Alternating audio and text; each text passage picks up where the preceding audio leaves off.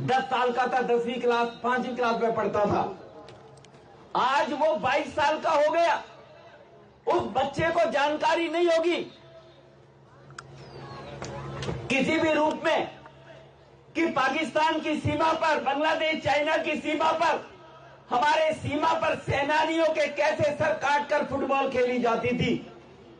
जो बच्चा 10 साल 12 साल का था, 7 साल 15 साल का था, 12 साल पहले उसको नहीं मालूम, वो मम्मी पापा से भी नहीं पूछता होगा कि हम रेलवे स्टेशन पे जाते थे, बस स्टेशन पे जाते थे, हर जगह लिखा होता था लावारिस वस्तु को ना छुएं, ये बम हो सकती है।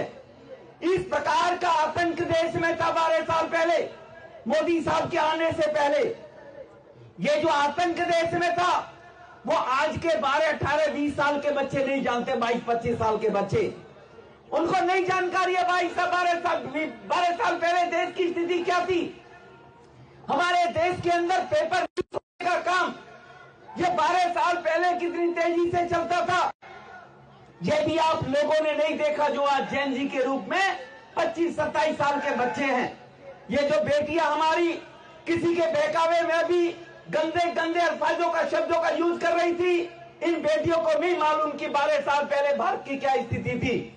ये छोटे छोटे बच्चे, ये सब बच्चे आगे आए, जरा पीछे चले जाएं बेटे। आप थोड़ा धूप का रंग देखिए जरा थोड़ा सा। आपसे पहले जो आगे, ये कार्यक्रम 5 बजे का था, लेकिन आज जी का कार्यक्रम 5 बजे है, इसलिए हमने फिर तुरंत इसको प्रीपोन्ड करके 4 बजे किया गया। तो आप सब जो असली जैन जी है वो आप लोग बैठे हुए हो। और आज का जो बच्चा है, अरे भाई वो कागज कहां है मेरा बोलने वाला?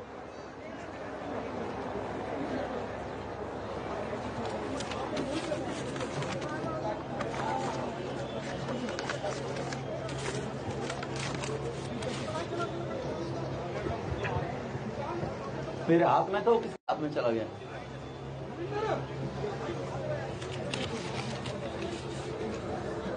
ये तो नाम लिखा दिया। आप सबको ये जानकारी होनी चाहिए कि ये देश आज 2047 में विकसित राष्ट्र होने जा रहा है। और 2047 में अगर विकसित राष्ट्र होने जा रहा है तो मोदी जी देश के प्रधानमंत्री हैं, उनके कारण होने जा रहा है। भाइयों बहनों मित्रों, युवाओं की भागीदारी देश के निर्माण में सर्वोपरि होती है। हम ऐसे सौभाग्यशाली हैं कि भारत के अंदर 65% युवा हैं, जो दुनिया के किसी भी देश में इतनी संख्या में युवा नहीं है। जापान में 58% है, चीन में 37% है। 29 साल तक भारत दुनिया का मार्गदर्शन करते हुए आगे बढ़ेगा, दुनिया की विश्व शक्ति कहलाएगा, क्योंकि इसी युवा शक्ति को भड़काने का काम विदेशी फंडिंग से भारत में रहने वाले देशद्रोही, वो कांग्रेस की राजनीति में सत्ता प्राप्त करने के लिए, चाहे राहुल गांधी हो, चाहे उत्तर प्रदेश के अंदर अखिलेश हो, उनको सत्ता कैसे मिले, देश में कैसे अराजकता फैलाई जाए, इस काम में लगे हुए हैं। आज का युवा जो कल का भारत है, कल का भारत का भविष्य है, वो विकसित भारत के निर्माण का साक्षी बनेगा। जब जब युवाओं ने संघर्ष किया है इस देश के अंदर, ये बात किसी से छुपी नहीं है। वो भारत विरोधी लोग इस बात को जानते थे।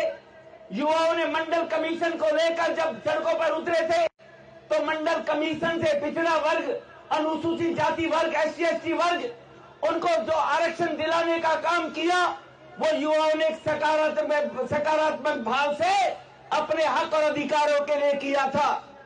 यही इस देश के युवाओं ने, आपको मालूम होगा, देश के प्रधानमंत्री जी ने युवाओं की बात को ध्यान में रखते हुए बगैर SC/ST का आरक्षण काटे, बगैर किसी का आरक्षण काटे, आर्थिक व्यवस्था पर, इकोनॉमी के आधार पर, चाहे वो संघ जाति से आते हो, ऐसे गरीब बच्चों का भी भविष्य उज्जवल हो, 10% आरक्षण देने का काम किया। और पार्लियामेंट में वो कानून बनाया कि गरीब का बेटा भी आगे पढ़ सकता है, केवल जाति के कारण वो पीछे न रह पाए। ये युवाओं की चिंता देश के प्रधानमंत्री जी ने की। वो देश के प्रधानमंत्री जी जो चिंता कर रहे थे, उसी चिंता को देखते हुए इन लोगों ने जो ये जैन जी के नाम से जंतर मंतर पर भारत देशद्रोही लोग बैठे हुए थे, इनके पास कोई शब्द नहीं था कि नीट का पेपर अगर वो लीक होता है, बच्चे अगर आत्महत्या करते हैं तो आत्महत्या बच्चे क्यों करते हैं? बच्चे आत्महत्या इसलिए करते हैं जब 22 लाख बच्चे नीट के एग्जाम में बैठ रहे हैं और 22 लाख बच्चे नीट में बैठने के बाद जब उनमें से जो बच्चे फेल हो जाते हैं तो उनको और कहीं कुछ नजर नहीं आता। इसके बाद वो कौन सा एग्जाम दे, कौन से एग्जाम में देकर वो पास करके अपने भविष्य को बनाए?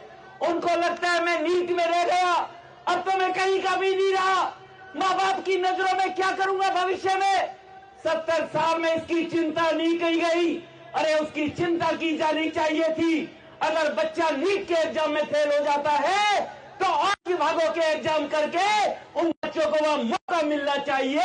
ये पहली सरकारों ने व्यवस्था नहीं की, इसलिए बच्चे आत्महत्या करते थे। भाइयों, देश के प्रधानमंत्री मोदी जी ने नई शिक्षा नीति लेकर आए। धर्मेंद्र प्रधान जो हमारे एजुकेशन मिनिस्टर थे, इनको चुभने लगा कि धर्मेंद्र प्रधान की एजुकेशन पॉलिसी जो आई है, ये पॉलिसी अगर जैन जी के पास चली गई तो राहुल गांधी तो जो सपने लेकर आया था चांदी की चम्मच लेकर, जिसको बचपन में सिखाया गया था कि तू एक दिन देश का प्रधानमंत्री बनेगा, जब जवान होगा, वो जवान होते होते 57 साल का बुढ़ा होने जा रहा है। 3 साल बाद रिटायरमेंट की डेट होती है, वो प्रधानमंत्री बन नहीं सकता। इसलिए डर की वजह से वो ये देशद्रोही हरकतें राहुल गांधी करवा रहा है। भाइयों, वो अखिलेश यादव जो पिताजी के नाम से एक बार मुख्यमंत्री उत्तर प्रदेश का बन गया, उत्तर प्रदेश में कैसी अराजकता फैलाई गई वो अब किसी से छुपी नहीं है। 17 से पहले ग्राम पंचायत की जमीनों को कब्रिस्तान की दीवारें करा कर कब्रिस्तान को अलॉट कर दिया गया था। विकास का पैसा सभी कब्रिस्तानों में लगा दिया, केवल तुष्टीकरण के लिए, वोट बैंक की राजनीति के लिए। इस देश की 80% लोगों की चिंता नहीं की, इसलिए योगी जी को लोगों ने वहां पर पसंद किया। ये लोग इस स्थिति से जब परेशान थे तो देश के प्रधानमंत्री जी ने देखा इस भारत के अंदर मात्र 7 एम्स हॉस्पिटल है, बच्चों को एडमिशन मिलेगा, इलाज होगा, कहां होगा? पिछले 12 साल के अंदर हमारे देश में नए 16 एम्स बनाए गए। बच्चों, पिछले 60 साल में केवल 7 एम्स थे और मोदी जी ने पिछले 12 साल में 16 नए एम्स बना दिए। आज भारत में 23 एम्स हॉस्पिटल है, all India institute medical science की। भाइयों बहनों, ये 12 साल में मोदी जी ने काम करने का काम किया। मोदी जी ने 7 दशक के अंदर 1947 से 2014 तक 9 साल में 2014 तक मात्र इस देश के अंदर में अगर आंकड़े बताऊं, पीजी की जो मेडिकल की सीट होती थी वो इससे पहले केवल 31,000 थी। पिछले 60 साल में 31,000। मोदी जी जब प्रधानमंत्री बने पिछले 12 साल के अंदर आज पीजी की सीट 47,815 बढ़ाकर 79,000 पीजी की हॉस्पिटल बन गई कि सभी बच्चे नीट में फेल ना हो पाए। कम नंबर लाने वाले बच्चे का भी दाखिला पीजी के अंदर डॉक्टरेट करने के बाद जब वो डॉक्टर बनेगा तो पीजी में पोस्ट ग्रेजुएशन में चला जाएगा। इसीलिए 641 हमारे देश में केवल मेडिकल कॉलेज थे। भाइयों, पिछले 12 साल में 700 नए मेडिकल कॉलेज बनाए गए। आज भारत में 1341 मेडिकल कॉलेज है। भाइयों, ये 12 साल में जो मोदी नौजवानों के लिए कर रहे हैं, इसको लेकर ये लोग परेशान थे। 54,348 हमारे देश में कुल मेडिकल की सीट हुआ करती थी। 22 लाख बच्चे एग्जाम में बैठेंगे और सीट केवल 54,000। प्रधानमंत्री जी ने केवल पिछले 7-8 साल में उन सीटों को बढ़ाकर 1,52,129 सीट की 74,000 सीट बढ़ाने का काम मोदी जी ने एमबीबीएस की जो बढ़ाने का काम किया है, उसके कारण से इनके पेट में दर्द हो रहा है। भाइयों बहनों, हमारे देश में 16 IIT थी केवल, आज हमारे देश में 23 IIT हो गई है। ITI हमारे देश में केवल 9,000 हुआ करती थी, आज मोदी जी के कारण उनकी सीट बढ़ाकर 3 लाख सीटें बढ़ा दी गई और 13,000 IIT बनाने का काम पिछले 12 वर्ष में हुआ। इन छोटे छोटे बरगला कर आए बच्चों को जानकारी नहीं होगी। आप जैन जी बैठे हैं इन कुर्सियों के ऊपर, आपको भी शायद जानकारी नहीं रही होगी। हमारे देश में केवल 723, इतना बड़ा देश, और यूनिवर्सिटी कितनी थी? केवल 723। लेकिन मोदी जी ने पिछले 12 साल में यूनिवर्सिटी बढ़ाकर हमारे देश में 1333 यूनिवर्सिटी करने का काम किया। केवल हमारे देश के अंदर केवल इसी 12 साल में 615 नए विश्वविद्यालय बनाने का काम मोदी जी ने किया। भाइयों बच्चों, तो ये किसके काम आने वाला काम है? भाइयों बहनों, अगर मैं मेडिकल कॉलेज की बात करूं तो हमारे देश के अंदर केवल 387 मेडिकल कॉलेज होते थे, आज 820 मेडिकल कॉलेज हो गए। हमारे MBBS की जो सीटें, जो मैंने जैसे पहले कहा था, 1,36,000 51,000 से बढ़ाकर कर दी गई है। ये जो काम आज पिछले 12 साल में हुआ है, ये 10 साल में 2014 से लेकर 2004 से 14 तक कांग्रेस की सरकार थी। मनमोहन सिंह जी देश के प्रधानमंत्री थे। राहुल गांधी उनके बजट, उनके लाए हुए बिलों को उसको मंच से फाड़ दिया करते थे, अपनी दादागिरी दिखाया करते थे कि सोने की चम्मच लेकर एक खानदान के लोग ये समझते थे देश हमारी बपौती है, हम इस देश के ऊपर शासन कर सकते हैं, ये मानसिकता थी। लेकिन जब नौजवान बड़ा हो जाएगा और नौजवान 12वीं 13वीं 12वीं के बाद पढ़ाई छोड़ देगा, डिग्री लेने के लिए नहीं जा पाएगा, तो उनको रोजगार क्या मिले? तो कौशल विकास योजना का प्रारंभ देश के प्रधानमंत्री ने जब किया तो उसका पहला मंत्री कौशल विकास मंत्री बनाया तो धर्मेंद्र प्रधान को बनाया, और 1,60,00,000 लोगों ने अपनी कौशल विकास योजना में ट्रेनिंग लेने के बाद, अपना उन्होंने प्रशिक्षण लेने के बाद अपना निजी काम प्रारंभ कर दिया।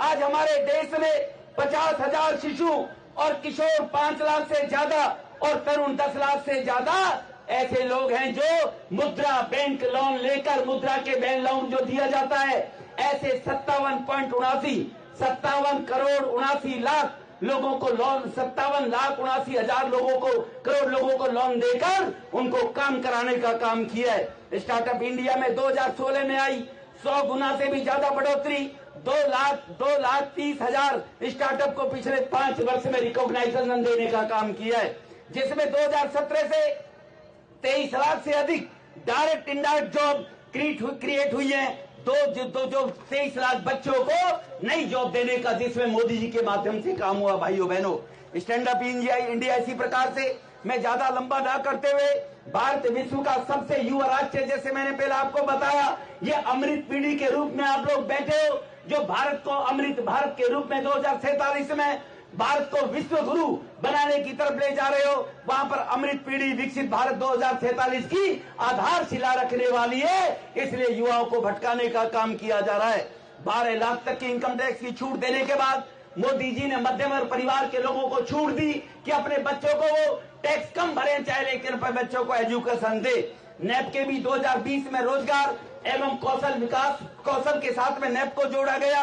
स्किल डेवलपमेंट के नाम से, चाहे वो A1 हो, चाहे ड्रोन की टेक्नोलॉजी हो, चाहे सेमीकंडक्टर हो, चाहे ग्रीन एनर्जी हो, चाहे डिफेंस की मैन्युफैक्चरिंग हो, आज दुनिया में भारत इन सभी कामों में सबसे अग्रणी के रूप में 12 साल में अपनी जगह बनाई है। इसलिए इन लोगों को भाइयों दर्द हो रहा है।